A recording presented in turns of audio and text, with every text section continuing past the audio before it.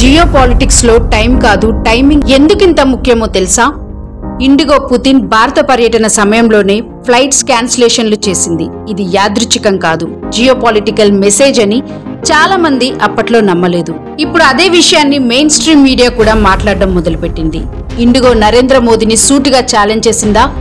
ఒక్క మాటలో చెప్పాలంటే భారత ఏవియేషన్ ను మేము కూలగొట్టగలము అని సిగ్నల్ ఇచ్చింది ఇండిగో.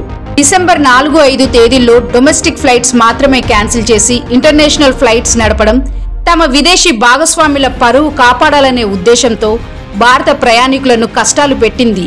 ఇది యాదృచ్ఛికం కాదు. పుతిన్ నాటో దేశాలతో యుద్ధం చేస్తున్నాడు. ఇండిగోకు ప్లేన్స్ ఇచ్చేది ఎయిర్ బస్, అది నాటో దేశాల కంపెనీ. అయితే ఎయిర్ బస్ ఇదే సమయంలో ఇండియాను ఆర్మ్ ట్విస్ట్ చేసిందా? Airbus France, Germany, Netherlands ఇవన్నీ నాటో దేశాలు.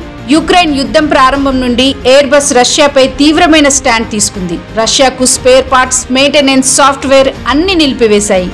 ఇలాంటి కంపెనీ పుతిన్ కు ఘనస్వాగతం ఇచ్చిన భారత